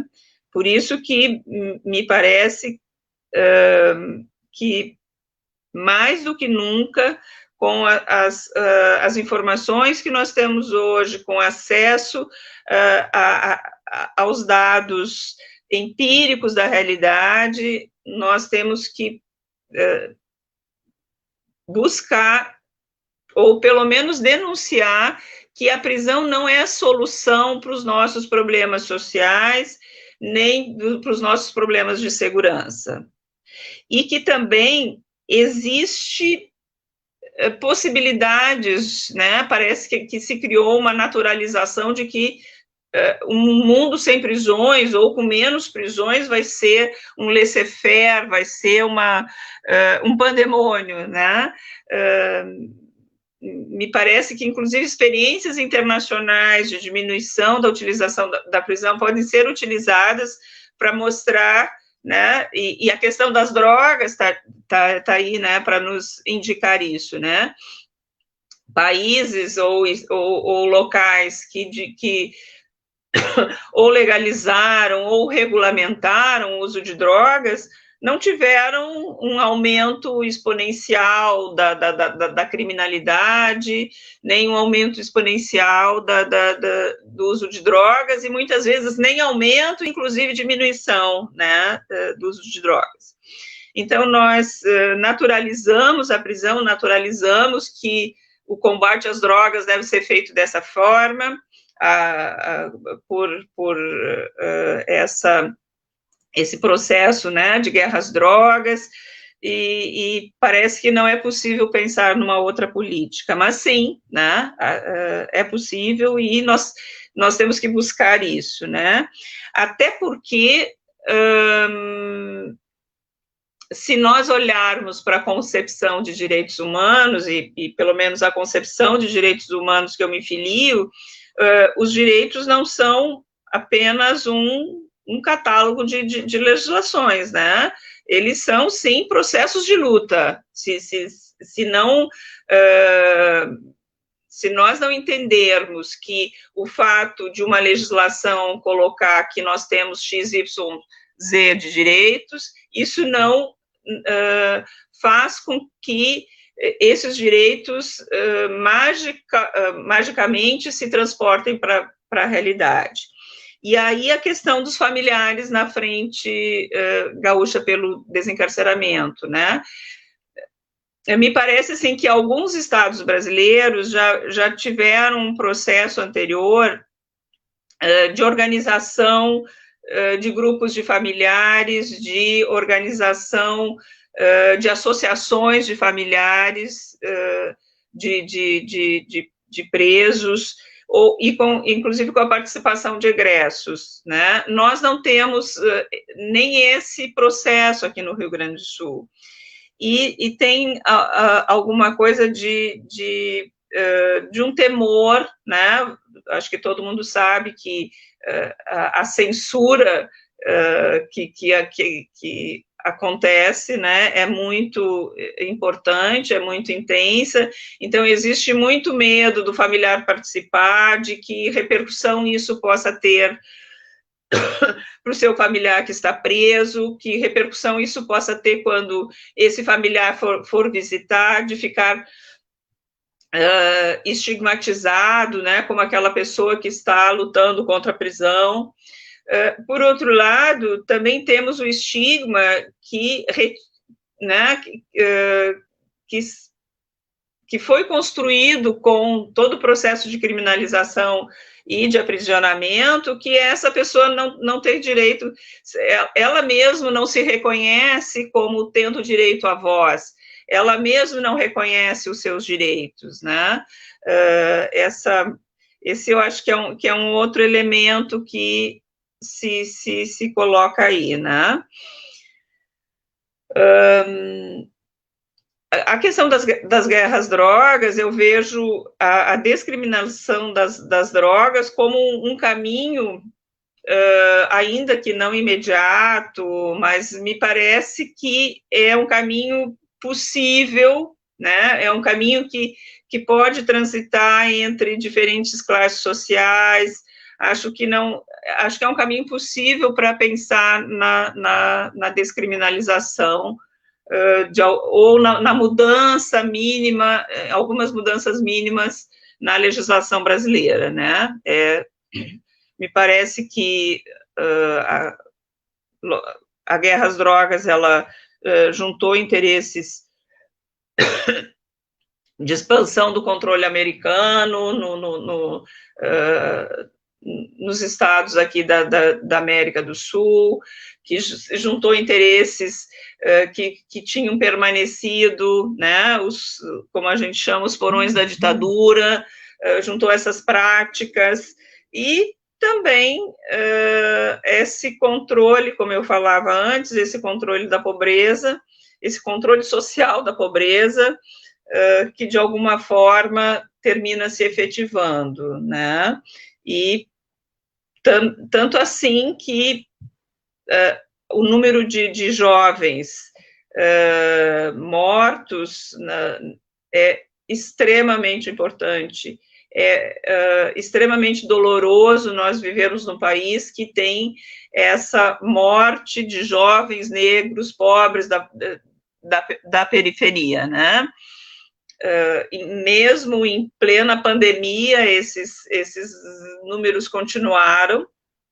Então, me parece que esse é um elemento extremamente importante quando a gente pensa em políticas de desencarceramento, e também porque a gente tem discutido e tem pensado que este é um caminho bastante possível de seguirmos, né, essa discussão da forma, né, de combater o uso de drogas, e que nós temos que nos contrapor à ideia de que, bom, ser contra a criminalização ou a penalização não quer dizer uma desregulamentação total, não quer dizer que nós sejamos a favor do uso de drogas, né, mas penso que nós temos que discutir exatamente a eficácia disso e cada vez mais trazer esses elementos empíricos da realidade, as consequências disso, e certamente a gente chega na última questão que foi trazida, a questão do racismo, né? Vejam, eu passei quase minha vida estudando o sistema penitenciário, mas nunca, e também talvez por uma característica nossa aqui do Rio Grande do Sul também, de termos essa questão um pouco mais não contundente como outras partes do Brasil a têm, mas a questão racial, ela, no meu exercício profissional, ela não foi se colocando como uma questão importante, mas no momento que eu passei a estudar e olhar para a forma como o sistema penitenciário no Brasil se organizou, para a forma como a legislação, a primeira Constituição do Império abordou essa questão, ou como o primeiro Código Penal, o Código Penal da República se colocaram algumas questões, a gente sempre vai perceber que essa lógica do escravismo, de alguma forma, ela está ali presente, né? Essa lógica de justificar, de protelar, no caso, né, o final da escravidão, por interesses econômicos, ela sempre termina prevalecendo. E uma questão que é importante nessa discussão é o fato de que nós nunca fizemos de uma forma mais contundente, enquanto sociedade brasileira, enquanto Estado brasileiro, uma afirmação disso, nós não lamentamos muito essas mortes. Isso ficou bom, a princesa Isabel assinou e pronto. Não, né? Nós sabemos que a forma como isso aconteceu, o que aconteceu com os negros libertos tem muito a ver com a organização da repressão no início da República, enfim, né? Esse combate ao racismo, me parece que deve ser feito olhando para a gênese, né, das instituições, para a gênese da organização do Estado brasileiro, né? Não é algo que acontece hoje, mas essa compreensão, ela tem que se calcar aí nesse processo mais longo da construção, de nossa construção enquanto sociedade e do nosso Estado. Acho que era isso, gente. Muito obrigado, Palma, pelas suas ponderações. Em decorrência do horário, eu vou pedir que cada um de vocês, começando pelo professor Inhaque, pudesse fazer uma ponderação final de encerramento, talvez divulgando alguma ação, alguma atividade que estejam realizando nas suas nas suas jurisdições. Por favor, Iñaki. Simplemente para terminar, se escucha, ¿verdad? Sí, sí. No, para terminar, recordaba de muchas de las cosas que habrá dicho Palma, el tema de los derechos de los presos, ¿no? Los derechos, las necesidades de los derechos. Yo también me he pasado la vida hablando de eso, pero recuerdo muy bien una vez un diálogo muy duro al respecto con Massimo Pavarini, cuando él escribió aquello tan famoso de que en 35 años de dedicación al mundo de la prisión y de los presos, no se había interesado nunca de una manera decidida por los derechos de las personas privadas de libertad, porque no creía, en contra de la ingenuidad de los juristas, nos decía siempre, no creía realmente en que se pudiera hablar con un lenguaje de derechos de las personas privadas de libertad en un escrito y en un razonamiento muy bueno, muy duro, muy provocativo y muy lúcido al mismo tiempo, señalando que la pena misma, la pena de prisión, supone situar a las personas en un limbo de suspensión del derecho.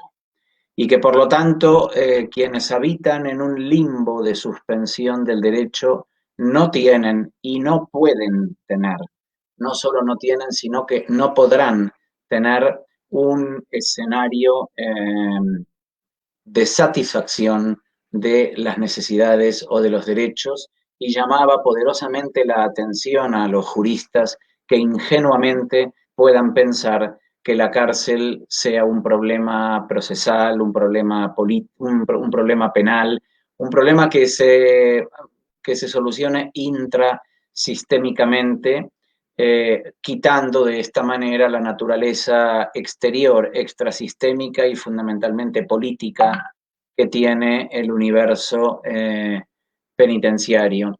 Y nos invitaba de esa manera, y yo lo cerraría un poco así, sobre todo pensando en Brasil, y disculpen lo que diga, es la única alusión a Brasil que haré, digamos, en toda esta intervención, pero sinceramente las noticias que nos llegan del Brasil en general respecto de la pandemia y de la gestión del presidente y del gobierno, las noticias que nos llegan del Brasil respecto de la situación de la pandemia en las cárceles de Brasil no pueden ser peores, verdaderamente son horribles.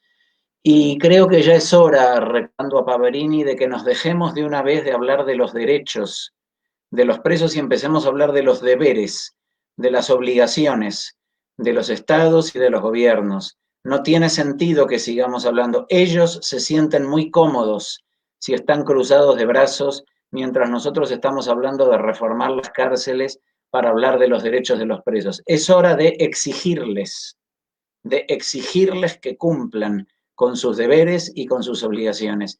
Y si no cumplen con sus deberes y con sus obligaciones, pues habrá que denunciarlos allá donde puedan ser denunciados los responsables de algo brutal como se está haciendo al respecto, porque sinceramente empezamos a estar cansados de que años tras años y décadas tras décadas sigamos hablando de las mismas cosas y que ni siquiera cuando llega ahora la pandemia, que debería de producir un antes y un después en esta situación, tampoco lo haga. Así que ya es hora de que empecemos realmente a ejercer determinadas acciones, como digo, de exigencia y de denuncia frente a todo ello.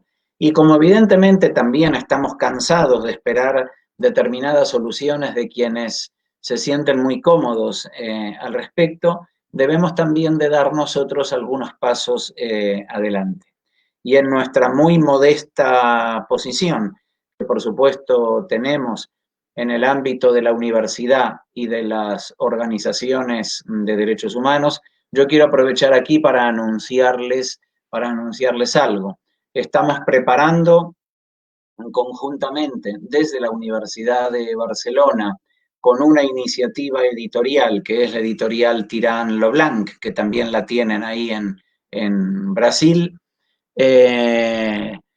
la realización de un primer máster internacional en Derecho Penitenciario, que va a contar, entre otros, afortunadamente, con profesores como Palma Wolf, Bruno Rota, y desde otros países, con profesores como Raúl Zaffaroni, desde Argentina, Luigi Ferraioli, Mauro Palma y la Asociación Antígone, desde Italia, Dario Melosi también desde Bolonia, y toda una serie de colegas de España, de la Argentina, de Chile, otros de Brasil, en fin, estamos armando ya un verdadero cuerpo docente de profesores y de profesoras para llevar adelante una iniciativa que hasta ahora no se ha llevado adelante.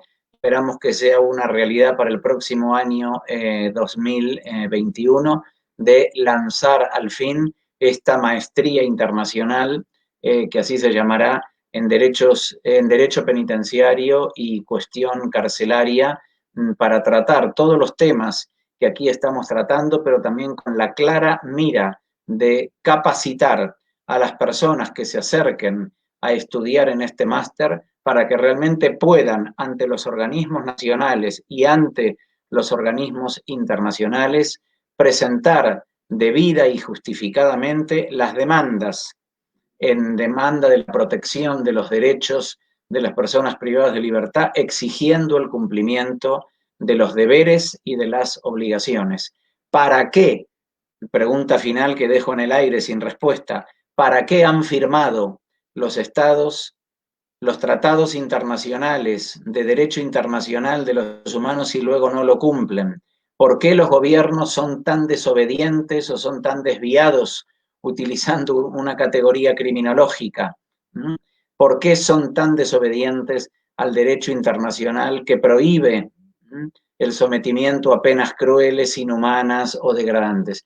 Y como parece ser que no entienden o no quieren entender realmente, o no tienen la voluntad de aceptarlo de esta manera, pues entonces, como juristas que somos, deberemos presentar nuestras demandas ante los organismos internacionales exigiendo el cumplimiento de aquello que no quieren cumplir. Y la verdad que Brasil es un triste ejemplo de lo que estoy señalando, y es hora de que se le exijan responsabilidades en el ámbito internacional por la desobediencia a las mínimas obligaciones y deberes que le incumben en esta materia. Muchas gracias. Muchas gracias, Iñaki.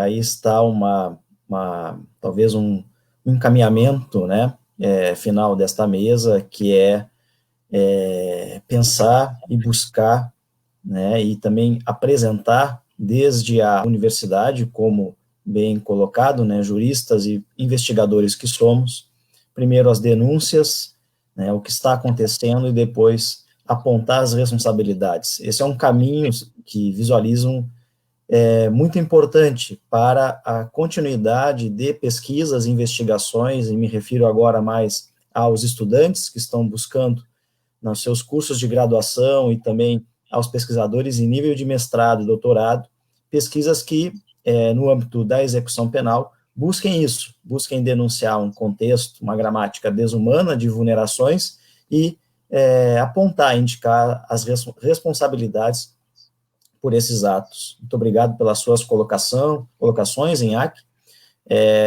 Agora passo também para a Maria Palma fazer o seu encerramento, observações que deseja, e também divulgação, né, de alguma atividade, ação que vem realizando, e depois encerraremos a mesa.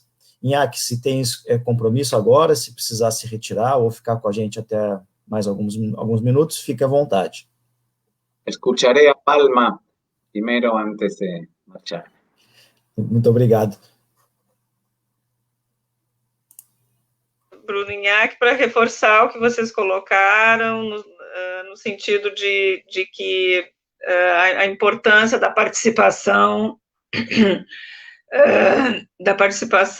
nossa como cidadãos, e deixar claro que o que acontece atrás dos muros da prisão nos interessa, nos impacta, nos compromete como sociedade, né? Então, nesse sentido, todos nós, a partir da sua possibilidade, do seu espaço de intervenção profissional ou de pesquisa, eu entendo que tem obrigação de alguma forma, olhar para essa situação, né?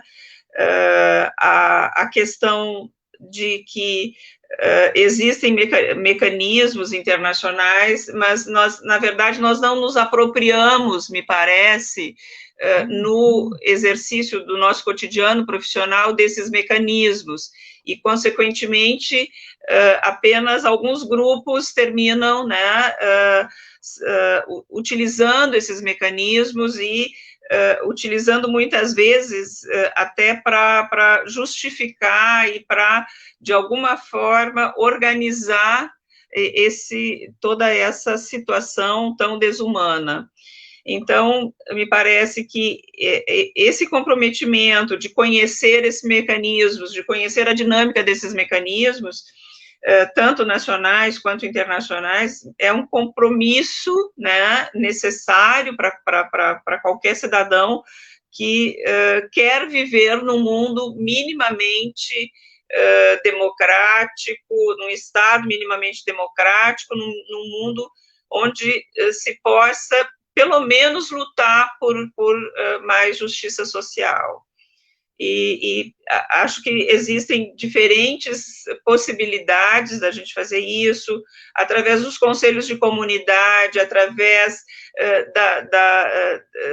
das próprias pesquisas e produções, da preocupação em divulgar o conhecimento, da preocupação em ouvir as pessoas afetadas nas nossas pesquisas, nos nossos estudos, e de nos conectar. Acho que o exemplo do Master Internacional é muito interessante, porque também, né, nos traz uma conexão com uma problemática que não é só brasileira, mas que no Brasil tem uma gravidade muito extrema. Então, era isso, né, mas, na verdade, para convocar as pessoas a possibilidade de desnaturalizar, de criticar, de desconfiar, né, um pouco dessa ideia de que a lei vai dar conta, né, dessa realidade que tem tantas contradições e tantos embates. Então, quero agradecer ao Bruno o convite e agradecer a parceria aí do professor Inhaque e desejar a todos aí boas lutas, então. Um abraço, gente. Muito obrigado, Paula, também pelos teus comentários. O Master Internacional, que nos próximos meses será divulgado, né, professor Inhaque, com previsão de início para 2021, ele conta aqui no Brasil com apoio, né, bem importante, do Instituto Brasileiro de Ciências Criminais, né, que vai apoiar com auxílio, enfim, né, físico, de material, também de bibliografia, né, como um espaço, né, o maior instituto, né, brasileiro na área das ciências criminais está apoiando a realização do Master, que conta com a participação de docentes de vários cantos do mundo, e todos conectados em busca de insistir, né, posições temos que manter no meio disso tudo, e cotas até então alcançadas também têm que ser mantidas. Eu quero agradecer a todos que estavam aqui presentes com a gente no decorrer da live, os que fizeram seus comentários, tem várias pessoas enviando cumprimentos e parabenizando a realização das atividades, está aqui no bate-papo no Facebook. Não foi possível atender a todas as perguntas, né, em decorrência do tempo, e agradeço mais uma vez, com também a presença do INHAC, da Maria Palma, pessoas que têm um grande carinho, têm uma grande admiração pelo trabalho de vocês, e eu me sinto bastante, fico sempre agradecido pela oportunidade dessa parceria, não só agora, mas em outros momentos, né? Para mim é uma honra estar podendo discutir com vocês, escutando vocês, temáticas que para mim também são muito importantes. Muito obrigado pela presença e dou por encerrado, então, essa atividade. Um abraço, um beijo e uma boa semana para todos.